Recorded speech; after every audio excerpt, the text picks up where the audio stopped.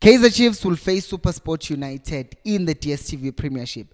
And Ntsegi and his men are going to need to apply these three C's in order for them to win this game. Hello and welcome to Kosi Nation Fan TV. I am Belo, I am your host, and this is where fans meet and talk about Kaizer Chiefs. Kosi Football Club. And the first thing that I want us to talk about is control and composure. Those two things go together, because what is going to happen playing against Supersport United, who are going to set up in this 4-2-3-1, they will let you have the ball. And they are willing to just sit and sit and sit and come deeper and deeper. They don't mind. They don't mind managing space because between their defensive line and midfield line, there are very small spaces for you to exploit. So if you are panicking and you are not composed, the problem is you are now going to start taking long-range shots, which is something that we saw with Chiefs last season when they got frustrated with teams that were playing low block and would start shooting the ball from far. But just understand, you have 90 minutes to score one goal and win the game. Another thing that happens is that with this shooting all the time, is that you are giving over position to the opponent. And Supersport, all they do in their goal kicks, they have the ball here, they kick it up front, and then they have very physical strikers up top. And what ends up happening is that they win the aerial balls, and now they're in our side of the pitch, and then they can create their own chances. So we need to keep the ball. We need to control the ball. And when we do get into dangerous areas, we need to be composed and be able to finish off those chances. Because that's one thing that was a problem against Royal AM. We did create chances, but when we got them, we did not convert them.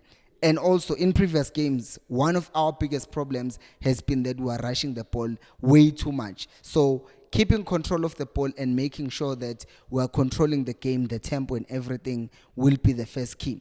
The second C is being able to compete, because fine, we are going to keep control of the ball all the time and try and make sure that we are using our chances or we are creating our chances.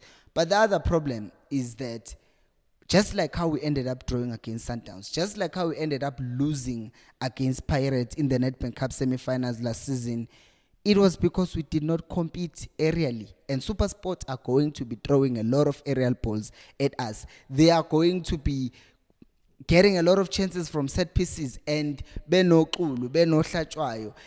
just have tall players who are able, or even experienced players who are able to compete in the air. So we cannot afford to go to sleep in set pieces. And if we are not able to compete, if they're just ball watching and not being aware of who's running behind him, if it's a corner, if it's a cross, if you are not competing, we're going to have a problem, because that's one of the things that Gavin Hunt will do very well. Even when he was at Kaizer Chiefs, you saw the spell that he was there, that Onukovic scoring with their headers, or Castro. Those are the strikers that he prefers. People who are going to compete aerially. Why? Because he knows that he does not really have, he does have players who are technically gifted, but most of the times he just prefers to use the direct route. Kick the ball up front, get your strikers to hit the ball. The midfielders play the second balls. The ball is played wide, it gets crossed, and then they are heading the ball, and then it's a goal. And then they go back to their shape, they defend for the rest of the game. While we're here, please do make sure to like the video so that YouTube can spread it to more people like you. Another C is obviously, how are we going to stop the counters? Let me show you visually. Because in the situation with Kaizer Chiefs, you will find that this guy comes here, and then the midfielder or winger will track him, and then Dupree inverts, he comes in here, and then in an ideal situation is 1v1 with this one. So likely what's going to happen is that one of the sixes is going to try and double up on Dupree because he's a dangerous man. And in this case, when we're being ambitious, now I'm talking in an ambitious situation where the ball, maybe Matt has the ball this side and is looking to play the ball. Gonzalez is here in the box. You have Castillo, who's looking to make a late run into the box. You have Matt, who's making himself an option. Maybe someone is pressing him.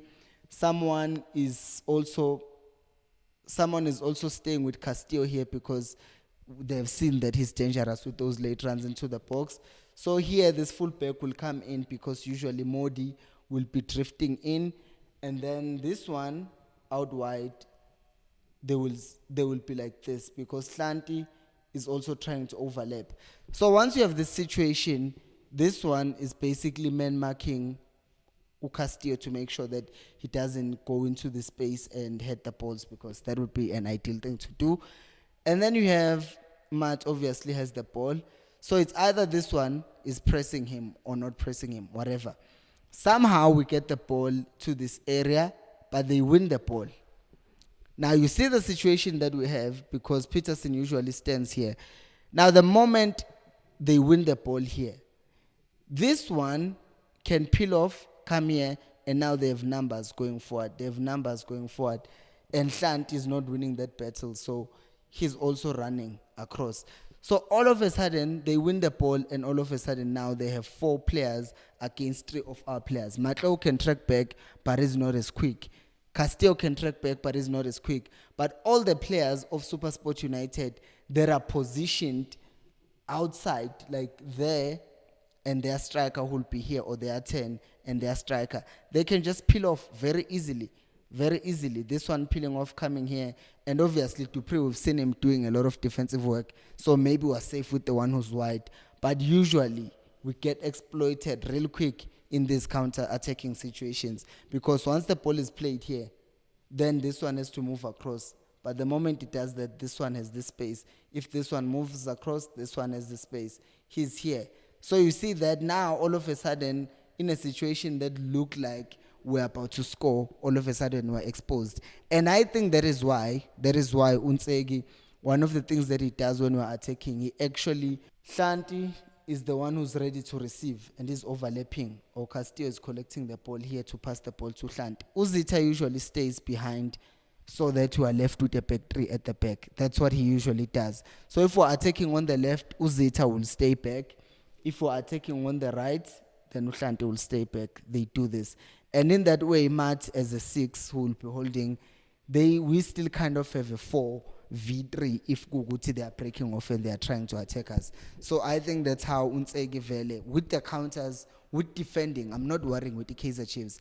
The thing that I'm most concerned about is how are we going to circulate the ball, how are we going to keep control of the ball, because if we can keep control of the ball, then that means we have more time to create chances rather than trying to rush. And then on the 70th minute, we realize, guys, we're panicking too much. Let's relax and try to break them down. With regards to starting 11, I think the starting 11 that we had at the weekend, I would only change one player, and that would be Uzita. And I know it sounds like I'm hating on Zita because I'm saying this for the 10th time now.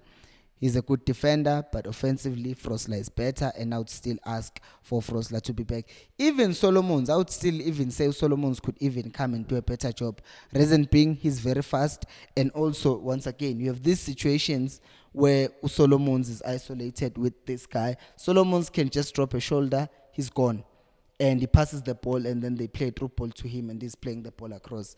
Zeta cannot really do those kind of things, because even Frosler, he's good, but he cannot dribble past people with ease as much as Solomon does, because he's also good.